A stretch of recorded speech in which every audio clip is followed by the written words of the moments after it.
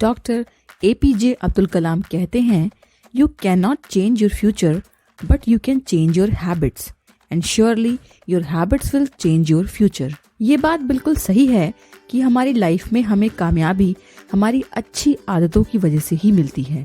आज हम अच्छे या बुरे जैसे भी हैं वो अपनी आदतों की वजह से ही हैं। अच्छी आदतों को इम्प्लीमेंट करके कुछ लोग तो लाइफ में सक्सेस को हासिल कर लेते हैं, वहीं ज्यादातर लोग लाइफ में अपनी पुरानी आदतों को ही दोहराते रहते हैं और कोई भी नई आदत डेवलप नहीं करते और इसलिए सक्सेस के लिए पूरी जिंदगी संघर्ष ही करते रहते हैं। आज की हमारी book 7 habits of highly effective people के ऑथर स्टीफन कोवी ऐसी 7 हैबिट्स के बारे में अपनी बुक में डिस्कस करते हैं जो हमें ये बताती हैं कि एक हाईली इफेक्टिव इंसान कैसे बना जाए। आज तक हमने हैबिट फॉर्मेशन को लेकर बहुत सी किताबों में पढ़ा और सुना है, पर इस बुक में दी गई हैबिट्स हमारे कैरेक्टर को इम्प्रूव करने पे फोकस करती है। एक हाईली इफेक्टिव इंसान वो होता है जिसके पास अच्छे कैरेक्टर के साथ ही स्ट्रॉन्ग वैल्यूज भी हों। अगर आपकी पर्सनैलिटी अच्छी है तो आप एक इफेक्टिव इंसान बन सकते हैं, लेकिन ये सब बहुत कम समय के लिए ही होगा, क्योंकि थोड़े ही टाइम में आपकी रियल पर्सनैलिटी सबके सामने आ ही जाएगी और लोगों को ये पता चल जाएगा कि आपके हर काम के पीछे आपका अपना मतलब है।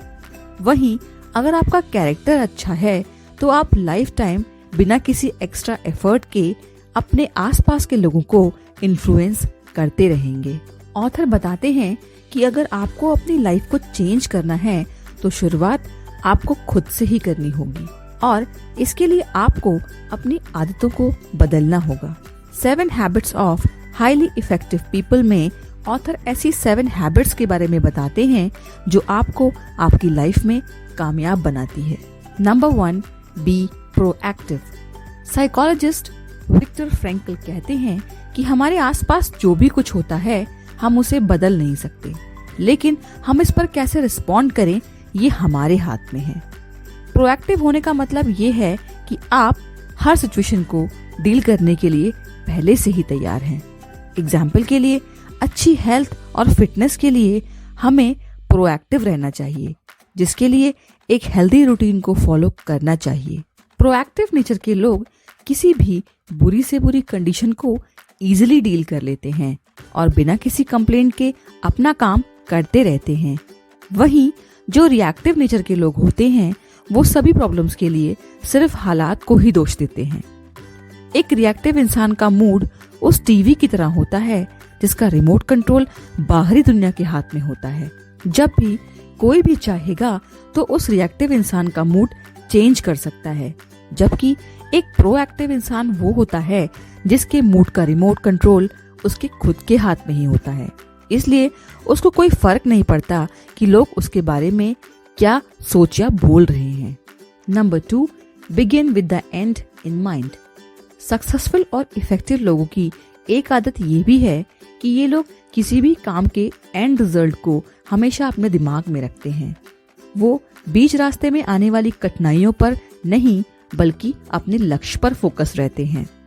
सक्सेसफुल लोग अच्छी प्लानिंग के साथ साथ अपनी सक्सेस का ब्लूप्रिंट भी तैयार कर लेते हैं और उसी को फॉलो करते हैं। सक्सेस के रास्ते में आने वाली छोटी बड़ी कठिनाइयां भी उन्हें डिमोटिवेट नहीं कर पाती, जिससे वो अपने एंड रिजल्ट को इजीली अचीव कर लेते हैं। Number 3, put first thing first. Successful लोग अपने जरूरी कामों को प्रायोरिटी देते हैं। ऑथर यहाँ बताते हैं कि हमें हर रोज सुबह सबसे पहले टू डू की एक लिस्ट बनानी चाहिए और जो काम सबसे इम्पोर्टेंट है और जिसे सबसे पहले करना है उस पर नंबर 1 लिख दें। ऐसे ही इम्पोर्टेंस के हिसाब से हर काम को एक नंबर देना चाहिए और उसी के अकॉर्डिंग काम को करना चाहिए। फर्स्ट थिंग यानी कि आपकी टू डू लिस्ट का सबसे पहला काम आपकी लाइफ के गोल को अचीव करने में काफी इम्पोर्टेंट होता है। इसलिए इसकी इम्पोर्टेंस को और डिटेल में समझने के लिए आप हमारा वीडियो द वन थिंग भी देख सकते हैं, जिसमें ये बताया गया है कि किस तरह लाइफ में आप अपने वन थिंग पर फोकस करके अपने लाइफ के गोल को इजीली अचीव कर सकते हैं। Number 4, think win win. Highly effective लोगों की सबसे बड़ी आदत ये भी होती है कि वो किसी भी कंडीशन को विन विन सिचुएशन से ही डील करते हैं। वो ये कभी नहीं सोचते कि मेरी जीत हो और सामने वाले की हार हो।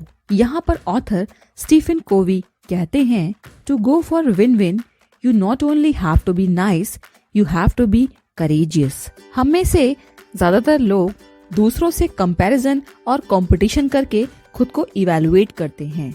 हम अपनी सफलता दूसरों की असफलता में देखते हैं, यानी कि अगर मैं जीता तो तुम हारे और तुम जीते तो मैं हारा।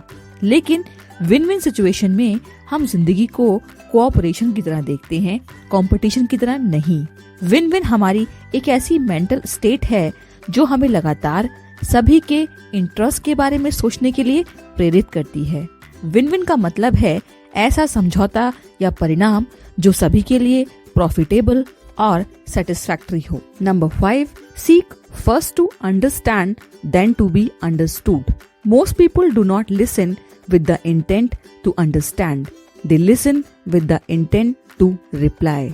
ऑथर यहाँ कहते हैं कि हम में से ज्यादातर लोग सामने वाले को उसको समझने के इरादे से नहीं बल्कि उसको जवाब देने के इरादे से सुनते हैं। ऑथर यहाँ क्लियर करते हैं कि पहले हमें दूसरों को समझने की कोशिश करनी चाहिए और फिर उनसे ये उम्मीद करनी चाहिए कि वो आपको समझें। किसी के साथ कम्युनिकेट करने का सबसे इफेक्टिव तरीका ये है कि सबसे पहले हम ये जानने की कोशिश करें कि सामने वाला कहना क्या चाहता है। इफेक्टिव लिसनिंग तभी होती है जब आप अपने आप को सामने वाले की सिचुएशन में रख कर सोचते हैं और डिसीजंस लेते हैं। इस तरह से हम सामने वाले इंसान का ट्रस्ट जीत सकते हैं और दूसरे लोग भी आपकी फीलिंग्स को समझ पाते हैं।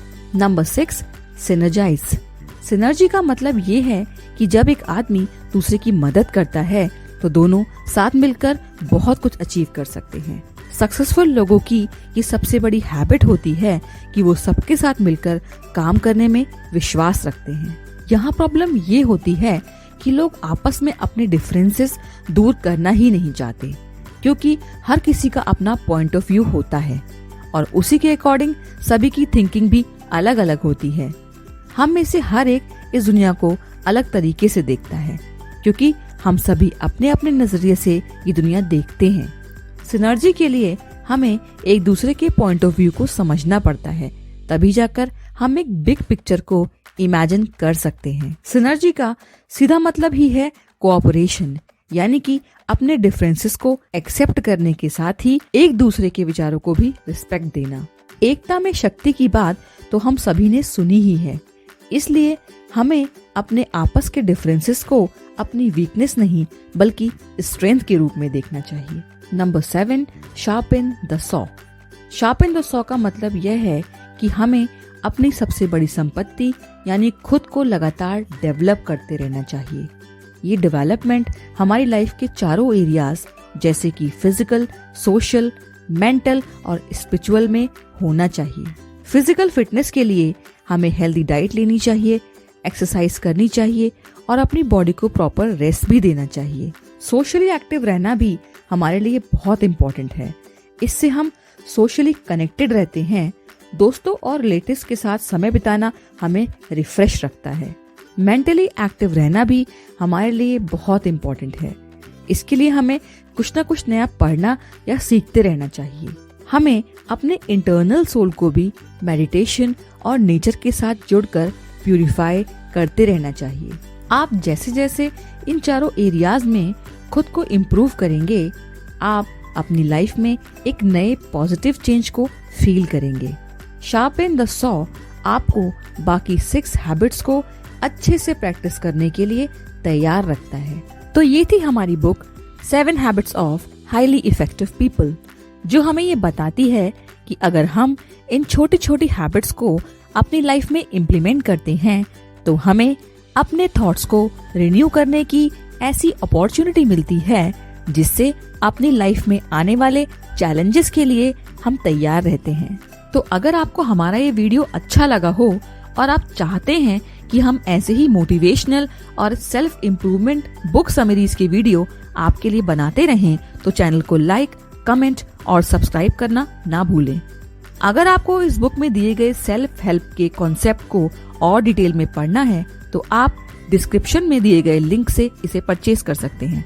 Thank you.